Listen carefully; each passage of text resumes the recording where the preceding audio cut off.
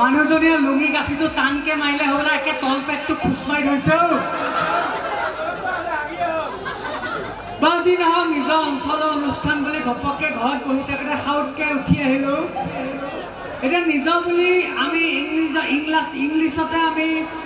আমাৰ বিহু উলগটো আৰম্ভণি কৰিবলৈ ওলাইছোঁ So first of all, the Ulog of Colorful Festival is addressing to all the people of you from the bottom of my heart. After that, I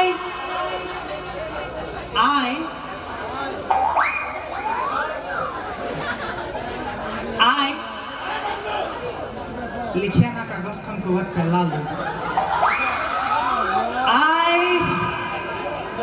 I ओ कुकुरो पिटेक सुरेने मैं लिखिया ना कागज खन दी गांजा मिलाई खाले After that I would নহয় could হ'ব নেকি could I would কি আছিল পাহৰি গ'লো I বুপাই সকলোকে ৰঙালী বিহু উলগ যাচিলো বাজিনা কিবা সিসিংফাক বুলি ফটো পাৰ্টি এটা আহিব বলে ইহঁতে হুলস্থুল কৰি আছে লাতুল কৰি আছে তৰে পা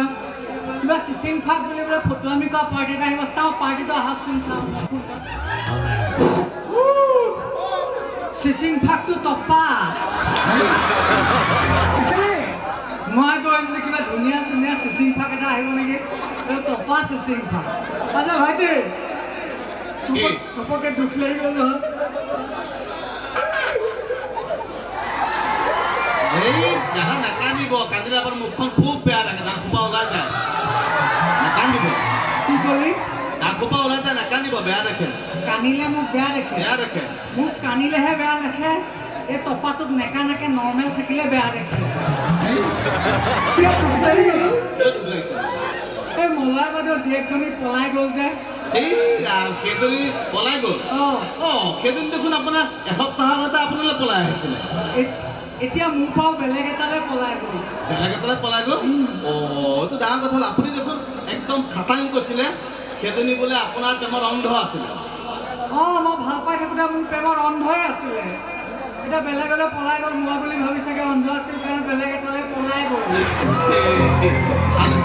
আচ্ছা তই যে ইমান ফূৰ্তি এনেকৈ নাচি নাচি আহিছ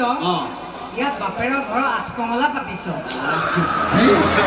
একদম মনে মনে ডাঙৰ কথা বিয়াত ফূৰ্তি কি ফূৰ্তি সাংঘাতিক ফূৰ্তি কি ফূৰ্তি মোৰ চাকৰি হৈ গ'ল কি ক চাকৰি হৈ গ'ল কংগ্ৰেচুলেশ্যন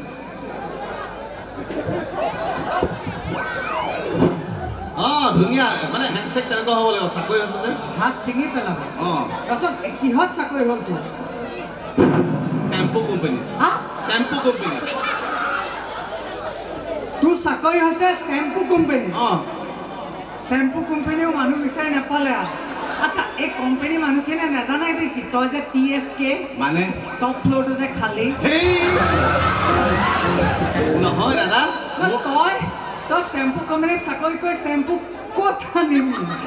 জেগাই নাই দেখোন এই দাদা নহয় মানে মোৰ চাকৰিটো যেতিয়া ফেচবুকত মানে দিছিলোঁ ফটোখন তেতিয়া মোৰ মানে চুলিখিনি টুপি এটা পিন্ধি লৈছিলোঁ তই ফেচবুকত টুপি পিন্ধি কোম্পানীক টুপি পিন্ধাই দিলি দিলোঁ কোনো দৰকাৰ নহয় আজিৰ যুগত কোম্পানী চাকৰি কৰা কোনো দৰকাৰ নাই আজিৰ যুগত কোম্পানী চাকৰি ভেলু নাই নহয় কি আছে কালি পঢ়ি দেখিছ নাই পুলিচৰ টেটত কিমান মানুহে চাকৰি পাইছে এতিয়া তোৰ নিচিনা মানুহৰ কাৰণে চৰকাৰী চাকৰি ঘোষণা কৰিছে চৰকাৰী চাকৰি কি দিছে ইয়াৰ নিচিনা যিমান মানুহ অসমত আছে চবকে এতিয়া চৰকাৰে পৰহি ঘোষণা কৰিছে গভৰ্ণমেণ্ট জব ডাইৰেক্ট এপইণ্টেড হয় নেকি কি দিছে মানে অসমত যিমানবিলাক পাকঘৰ আছে চব পাকঘৰবিলাকত মাইকী মানুহবিলাকক আঁতৰাই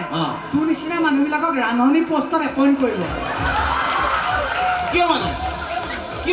কিয় মানে মাইকী মানুহে ভাত বনালে দালিত চুলি ওলায় ভাজিত চুলি ওলায় ইয়াক এপইণ্ট কৰাৰ পিছত টেনশ্যনটো নাই দাদা খুব বেয়া লাগিছে কথা বেছি কৈ আছে এতিয়া লুঙি পিন্ধি বিহুলৈ নাহে মানে বেয়া লাগিছে না লুঙি পিন্ধি আহোঁতে ৰাইজ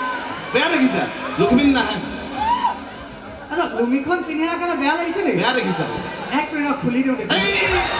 দৰকাৰ নাই এইবিলাক দৰকাৰ নাই হ'ব দে ইমান চিন্তা কৰিব নালাগে মোৰ তলত হাফ পেণ্ট এটা আছে এইটো অহা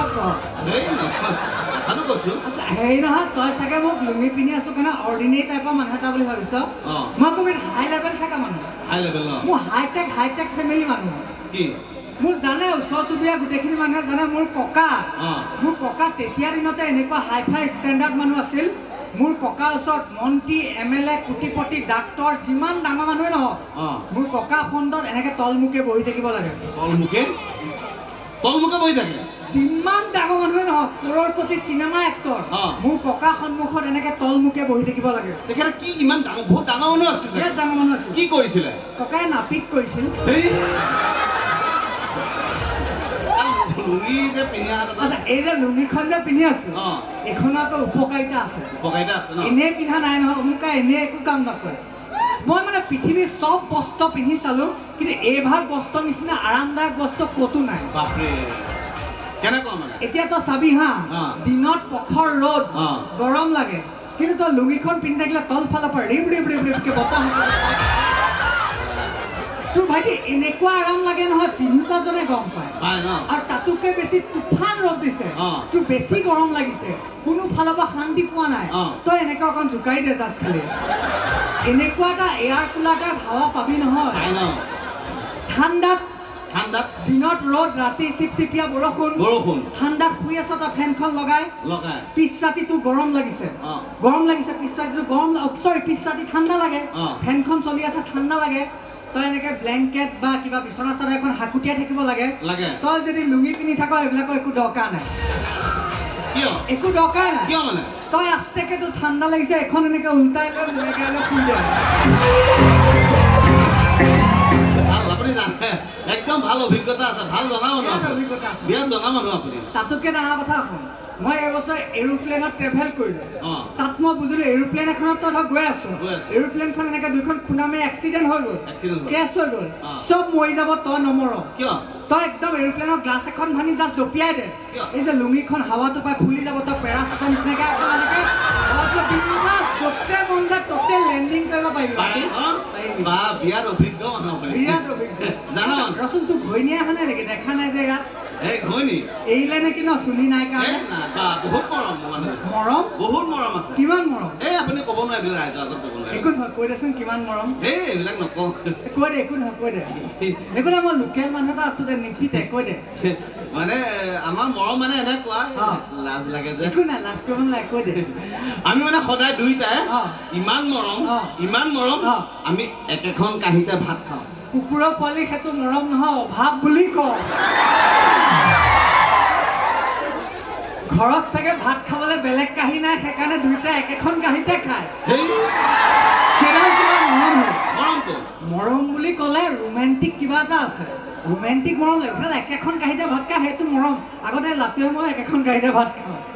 সেইটো মৰম নাই ৰোমেণ্টিক কিবা মৰম এটা কওঁ ৰোমেণ্টিক লাগে ন চব ভিতৰৰ কথা জানিবলৈ বিচাৰি আছে ন মৰম বুলি ক'লে গিয়েক ঘৈণীয়েকৰ মাজত মৰম ৰোমেণ্টিক থাকিব লাগে ৰোমেণ্টিক কওঁ নাই ৰোমেণ্টিকটো একদম এইটো ইয়াত ক'ব নোৱাৰে এইবিলাক একো নহয় কৈ দে কৈ দিওঁ ন বেয়া পায় ৰাইজে বেয়া পায় নেকি নেপায় দে কওঁনে ৰাইজ মই মানে যেতিয়া কামলৈ ওলাই যাওঁ নহয় কামলৈ ওলাই যাওঁ তেতিয়া মানুহজনীক মই চুমা এটা খাইহে যাওঁ তই যেতিয়া কামলৈ ওলাই যাওঁ মানুহজনীক চুমা এটা খাইহে যাওঁ মই যেতিয়া কামলৈ ওলাই যাওঁ নহয় মানুহজনীক মিনিমাম 30ৰ পৰা 35টামান চুমা খাইহে ওলাই যাওঁ কি কথা ক'বলৈ আছে আপোনাৰ ঘৈণীয়েকজনী পলাই গুচি গ'ল ক'ৰ পৰা খাব নাই মই তোৰ ঘৈণীজনী পঠাই সঁচা কৈছে নেকি নাই ধেমালি কৰিছে নহয় এই মদ খাই আহিছে যে মদ খোৱা মানে সঁচা কথা নাই ধেমালি কৰিছে এনে মদ খাই আহিছে মদ খোৱা মানে সঁচা কথা কয় ই কৈছে মদ খোৱা মানুহে বোলে সঁচা কথা কয় আমাৰ মতা মানুহবিলাকে চবেই কয় মই মদ খাই আহিছোঁ সঁচা কথা কৈছোঁ আচ্ছা মদ খাই অহা মানুহে যদি সঁচা কথা কয়ে তেতিয়াহ'লে এই জেলত থকা চুৰ ডকাইতকেইটাক যে কোৰ্টত নি গীতা ভাগৱতত ধৰি শপত খুৱাই তাতকৈ দেখোন কাৰা পেক দুটামান খুৱাই থাকিলেই হ'ল সঁচা কথা উলিয়াই থাকিব এইবিলাক 420 কথা নকবি ভাইটি মোৰ ভাগৰ লাগিছে বাদাম কেইটামান আনিছোঁ খাই লওঁ মোৰ পকেটৰ পৰা বাদাম মানে মই ভালেই পাওঁ মানে মোৰ পকেটত বহুত টাইম আছে খাই দে ধুনীয়া কেনেকুৱা লাগিছে আপুনি নিমখ নাখায় ন নিমখ নাই দেখোন কি ক'লি নিমখ নাই খালি বাদামত নিমখ অকণ থাকে নিমখ নাই নহয় কালি দাঁত এটা খোৱালোঁ বাদাম চুবাব নোৱাৰোঁ মই মানে নিমখটোৱে খাওঁ সেইকাৰণে নিমখটো খাই চুপি চুপি বাদামকেইটা থৈ দিছিলোঁ পেলাব বেয়া লাগি তোকে দিলোঁ সঁচা কৈছে নেকি নাই মিছাই কৈছোঁ টেলেণ্ট থকা মানুহ তই যে ইমান নাচিবা গ'ল তই হয় কোন ছেক্ৰেটাৰী তই ছেক্ৰেটাৰী চি কথা ইমান সৰু ল'ৰাটোক কোনে ছেক্ৰেটাৰী পাতিলে বাপৰে সৰু নহয় দাদা ডেফিনেটলি সৰু ল'ৰা চুলিয়ে গজা নাই দাদা মোৰ বয়স বহুত হ'ল 46 তোৰ বয়স 46 নেকি আজি লাভাৰ পিছত অলপ বিহু বুলি চাগে মাজকণ থ্ৰেডিং কৰি আহিছে সভাপতি ছেক্ৰেটাৰী কোৱালিটি আছে তই কচোন এখন টাটা চুমুত কেইটা চকা থাকে এখন টাটা চুমুত 4টা চকা থাকে স্পেয়াৰ টায়াৰটো তাৰ মাকে দৈ দৈ নিব সেয়াই নহয় ইয়াত বিহুৰ ওপৰত এটা কথা ক'লো তই কচোন বিহুৰ ওপৰত ক জেং বিহু কাক বোলে এইবিলাক সৰু কথা জেং বিহু বিহুৰ ওপৰত নুসুধিব মানে জেং বিহু কাক বোলে জেং বিহু মানে যিখন বিহুত মহিলাসকলে গাভৰুসকলে পথাৰৰ মাজত যি নৃত্য কৰে আজিকালি ষ্টেজত কৰে তাকে জেং বিহু বোলে তাকে তাৰ বাপেকৰ মূৰটো বোলে নেজানিলে মোক সুধিবি তকলো কি মানে কওকচোন জেং বিহু মানে আছে এনেকুৱা এখন বিহু যিখন বিহু মোৰ নিচিনা মদাহীকেইটাই বেক চাইডে নিজৰ গায়কে সন্মুখত গান গাই থাকে আৰু মোৰ নিচিনা মদাহীকেইটা বেক চাইডে বোকাই পুতু পানীয়ে লুতুই পুতুই হৈ নিজৰ মাজতে কাজিয়া পেচাল ঘুচিয়া ঘুচি মাৰপিট জেং লাগে তাকে জেং বিহু বোলে কিবা বেলেগ আকৰ্ষণ আছে নেকি মাতি দে মই মাতো আকৰ্ষণ ক'ৰ পৰা আহিব বলিউডৰ পৰা আহিব মই মাতি আছো ৰ সদাস্পদ উত্তৰ সভাগাবাসী ৰাইজ আমি এবাৰ আপোনালোকৰ মঞ্চলৈ আমন্ত্ৰণ জনাইছো অসমৰ লগতে বলিউডৰ মঞ্চটো খলকনি তোলা কণ্ঠশিল্পী অসমৰ ইমূৰৰ পৰা সিমূৰলৈ লগতে বলিউডতো ইমূৰৰ পৰা সিমূৰলৈ খলকনি তোলা কণ্ঠশিল্পী নামটো কি কানু মণ্ডল বুলি কৈ দিলে হ'ল কানু মণ্ডল বুলি কৈ দিলে হ'ল সেইবিলাক ক'ব নালাগে খালি কানু মণ্ডল নিজে মাত এইবাৰ